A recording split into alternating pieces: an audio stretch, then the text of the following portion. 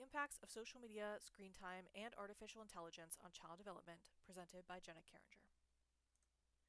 Before we talk about the positive and negative impacts, I want to talk about the actual definitions of the things we will discuss in this presentation.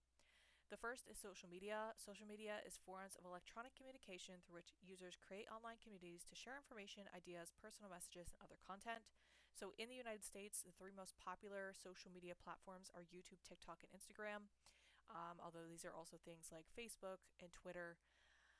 Screen time is time spent watching television, playing a video game, or using an electronic device with a screen. So essentially, anytime you are looking at something that has a screen, that is considered screen time.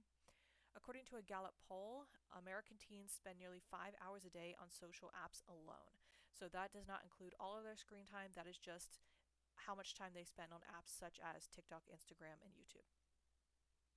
Artificial intelligence is a branch of computer science focused on building machines capable of performing tasks that typically require human cognition. So some of the more recognizable ones are ChatGPT, Google Gemini, and Copilot. Those are the ones where you can input basically anything into them, write me an essay, do my math homework, when should I retire, and they will spit out an answer almost immediately. And then Character AI, which is where you can go onto this website and look up essentially any famous person or character and pretend to have a conversation with them. So when we talk about the emotional reliance that adolescents are forming for AI or on AI, the character AI is important. Some statistics to get us started. More than half of children have their own personal tablets before entering kindergarten. 53% of children have a smartphone by the age of 11, and over 95% of teens have access to a cell phone. 25% of parents of children ages 5 to 8 years old say that their child watches or plays on a mobile device to fall asleep most nights. Nearly 40% of parents of children ages 5 to 8 years old report that their child is using artificial intelligence to learn school-related material. 54% of teens say that they have used chatbots to get help with homework. 1 in 10 teens say that they do all or most of their schoolwork with chatbot help, and 4 in 10 teens say that they use chatbots to help them research a topic or solve a math problem. And then 16% of teens ages 13 to 17 say they have used chatbots to have casual conversations, and 12% say that they have used them to get emotional support or advice. The positive and negative impacts, this is not all of them. These are just the largest ones that I'm going to talk about in my presentation. The positive impacts are interconnectedness. So social media and technology does give you the ability to communicate with people all over the globe, whether those are friends or family or just people who share interests with you. Quick access to information, involvement in civic engagement, so, politics, protests, raising money, things like that. Personalized learning experiences, and then creative outlets. And then those potential negative impacts are negative effects on sleep, negative effects on mental health, an increase in bullying, specifically in this case cyberbullying, decreased attention span, decreased academic performance, and a lack of emotional regulation. When talking about our theories, the first one is Vygotsky and his theory of cognitive development. So Vygotsky believed that learning is done through social interaction. So in Vygotsky's day, that social interaction would have been person to person, in real life, face-to-face interaction. Impacts of typical social interaction include enhanced understanding of topics, increased cognitive and moral development, development of effective interpersonal skills, and increased motivation to learn. So according to the theory of social constructivism, learners share individual perspectives with others to construct understandings together that would not be possible to construct individually, and of course they are doing that while they are interacting with other people in person. So the excessive use of screen time, the use of AI, and social media are replacing those authentic social interactions with short form content and passive consumption. So for example, in a normal classroom, the teacher would provide scaffolding, the student would attempt the task, and then the student would gradually gain independence and develop those skills in that way. However, with, for example, the use of AI, the student puts their assignment into the chatbot completes the assignment almost immediately for them, and so the student receives the answers without engaging in the actual cognitive work necessary for the development of those skills. So, because of that, AI, social media can interfere with adolescents' language development, communication skills, emotional regulation, and problem solving skills. Our second theorist is Bandura in the social learning theory. So, Bandura believed that people learn behaviors, values, and attitudes by observing others. So, essentially, someone is modeling that behavior, and then the other person, typically a child, is copying that modeled behavior. According to Bandura, much of what humans learn occurs in social contexts by observing and imitating others. So the problem is that in the era of social media, adolescents are learning these behaviors from observing people online. So that would be peers, but also influencers, celebrities, people from online communities and forums. So the people online are the ones modeling that behavior that the adolescents are then copying. So because of that, um, access to a screen and social media often results in social comparison, resulting in increased anxiety and depression, and exposure to self harm, eating disorders, suicide related content, or other harmful activities. So, typically, you do see this with girls. That is not to say that it is exclusively girls, because it is not, but you see it more with girls. So, another example of this is that, like Bandura's research in modeling has provided strong evidence that exposure to violence on television can lead to aggressive behavior by those who watch television, or people who play violent video games will then model that violent behavior. So, again, it's all about modeling the behavior that you see online, and when that is influencers and celebrities who are curating this perfect quote unquote life, that is what these adolescents are trying to model.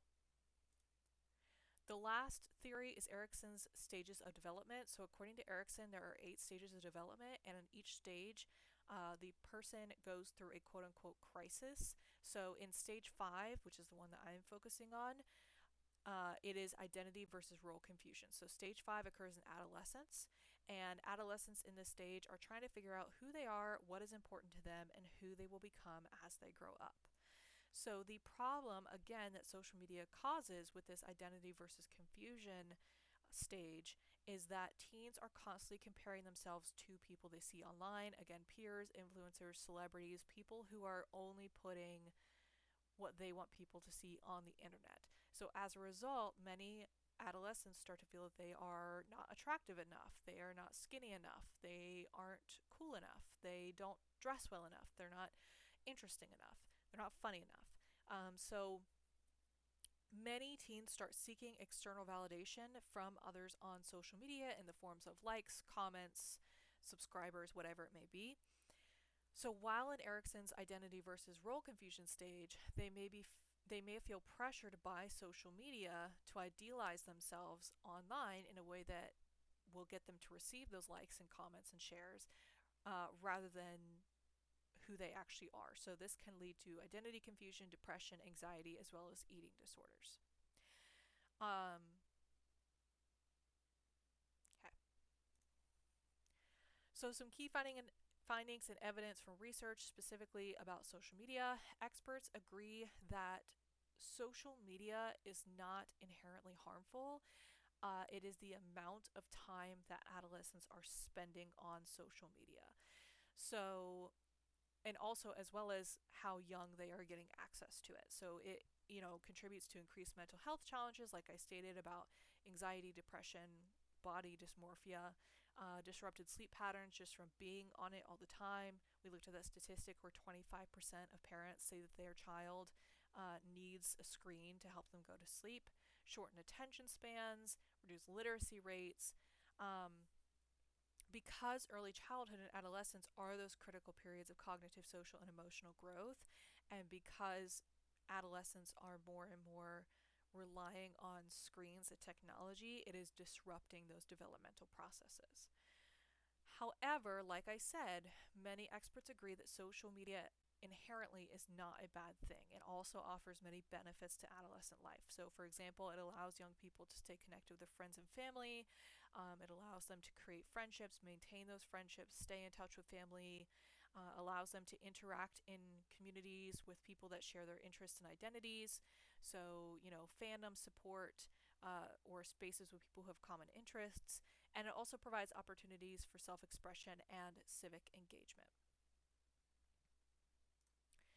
In terms of AI is more of a new thing, so there's not a ton of research into what the long term effects of the usage of AI are quite yet. But most people, educators, and researchers are expressing concerns about adolescents becoming overly reliant on AI. So, because a lot of them are using AI to complete assignments, solve problems, write entire essays for them, do all of their work for them, they are missing out on critical opportunities to develop critical thinking, literacy, and problem solving skills. That they are supposed to be developing by doing that work, and instead they are relying on the AI to do it for them instead. Many adolescents are also becoming reliant on AI for emotional support or decision making. So instead of making their own decisions, they're plugging their questions into AI and then letting AI make the decisions for them. So again, that hurts their emotional regulation skills and their interpersonal skills and their problem solving skills.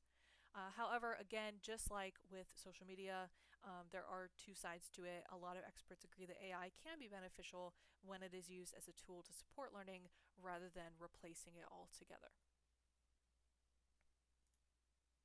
So, just some expert opinions to support my findings. The National Institute for Health says children who spent more than 2 hours a day on screen time activities score lower on language and thinking tests, and children with 7 or more hours a day of screen time experience thinning of the brain's cortex, which is the area of the brain related to critical thinking and reasoning. The Curious Journal of Medical Science says screen time can have negative impacts on sleep quality, emotional regulation, language development, and executive functioning.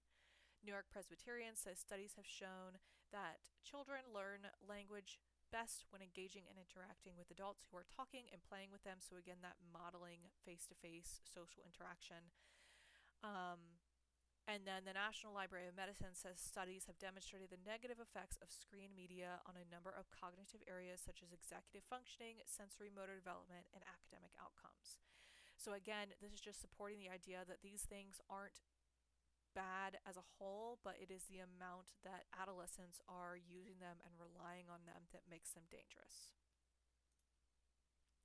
For the practitioner perspectives, the first one that I read was an article about how social media is hurting social emotional skills. So the first thing they did is they surveyed 595 teachers, school leaders, and school districts, and I just kind of have some of the highlights of the surveys here. So 92% of educators believe social media has a negative impact on how our students communicate with people. 92% believe that social media has a negative impact on girls' self-esteem, and 86% believe that it has a negative impact on boys' self-esteem. 94% of educators believe social media has a negative impact on girls' mental health and well being, and then 87% believe the same thing, that it has a negative impact on boys' mental health and well being, and then 82% of educators believe social media increases feelings of isolation in high school students. So, the question of the article was, how are schools getting around this? How are they fighting against this? So, there were 4 different school districts across the United States that they interviewed people from. Overall, most of the school districts discussed educating people on social media and responsible and healthy ways of interacting with technology and interacting with social media and AI. Um, so specifically at the Washoe or the Washoe County School District in Nevada, um, she talked about how social media and digital technologies can be a gift or they can be used as weapons. So um, all 4 districts talked about that and how educating youths and their parents or guardians on social media and how to safely navigate it is a big part of making sure that adolescents are responsible with it. And then one school in California also talked about how they are trying to kind of limit the amount of time that adolescents are on their phones at school. So the superintendent said there is a time and place for the use of technology and social media. So again, just kind of emphasizing that we don't have to use technology all of the time, just practicing healthy habits. The second practitioner perspective um, was an interview with Chelsea Olson, who was actually a advocate for social media. She actually talked about the benefits that social media can have on teens' mental health. So she did, point out that there are risks, of course, to social media, but the biggest benefits she discussed were connectedness. So again, connecting with people all around the world, social support, learning opportunities, creative expression. So where teens can express themselves creatively through posts and photos, sharing art, music, things like that. Civic engagement, so like allowing them to be involved in civic duties and practice civic duties online, encouraging activism, raising money, and then as well as identity development. So, in response to the argument that teens need to build those skills in the real world, she says that research has found that adolescents who aren't socially anxious and have really rich social communities offline tend to take those communities online where they augment their offline communities. So, essentially, what she's saying is like, if they're already good at it, they're going to become better because while they're already succeeding offline, they're going to take those interactions online and continue to strengthen them. And then, as far as educators or how educators can help kids reap the benefits of social media, she talked about again modeling positive behavior. So, how educators and families can show adolescents and youths how to properly use social media, how schools can encourage positive media use through media literacy classes and instruction on digital citizenship skills. My critical analysis is that experts generally agree that the negative effects discussed in this project are not due to the use of social media itself, but rather the amount of time that adolescents spend using it, so their screen time and the age at which they gain access to it. Um, because young children and adolescents, teens, are spending so much time online and on phones and tablets and computers, they are reducing the amount of time that they are spending engaging in activities that support healthy development. So, according to the National Center for Education Statistics, as of 2021, 97% of adolescents aged 3 to 18 years old had internet access at home. So, again, almost every single adolescent has access to the internet, and they are using it more and more.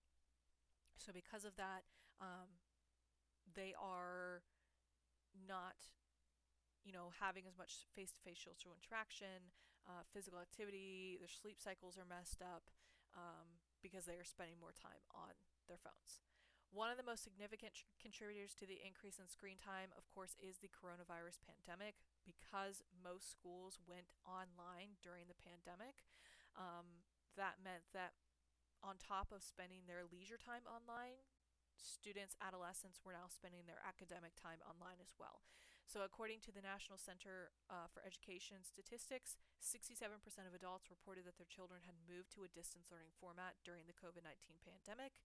And then, even after schools returned to in person instruction, a lot of districts continued to incorporate those digital learning tools that they had used during the pandemic, so online assignments and technology based instruction, to a greater extent than they had prior. So, because of that, like I said, adolescents are now spending a substantial portion of both their life at school and their life at home interacting with some sort of screen. Finally, potential implications for practice. So, implications of this issue: students may struggle staying focused during lessons, particularly with engaging in longer readings, lectures, or complex tasks.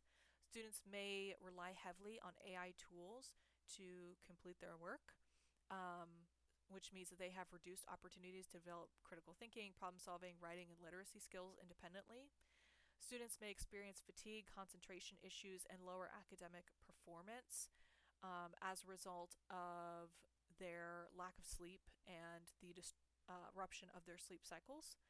And then students may experience difficulties with emotional regulation. Um, due to constant exposure to online feedback, social comparison, and highly stimulating content. And then finally, students may experience higher levels of anxiety, depression, stress, and low self-esteem, again from comparing themselves all the time to people online. Some potential strategies and approaches are teaching digital literacy skills, so that includes how to evaluate online information, how to identify misinformation, and use social media responsibly. Teaching students how to use AI effectively, So basically incorporating AI literacy into instruction and teaching students how to use it as a learning support tool rather than a replacement completely for their own thinking. Creating more opportunities for social interaction through collaborative learning activities, discussions, and group projects. Incorporating SEL lessons, so lessons that focus on self-awareness, emotional regulation, empathy, and responsible decision making. Partnering with families to encourage healthy technology habits, including reasonable screen time limits and technology free times during the day. Promoting healthy sleeping habits by educating students about the effects of screen time before bedtime. Providing access to counseling and mental health resources, um, where students can discuss difficulties related to social media use, cyberbullying, and then modeling the balanced and healthy technology use. So, again, showing, demonstrating that technology can enhance your learning rather than dominate it completely. And then finally, encouraging participation in extracurriculars, hobbies, sports, basically anything that is a meaningful offline experience that provides social connections. And then there are my references.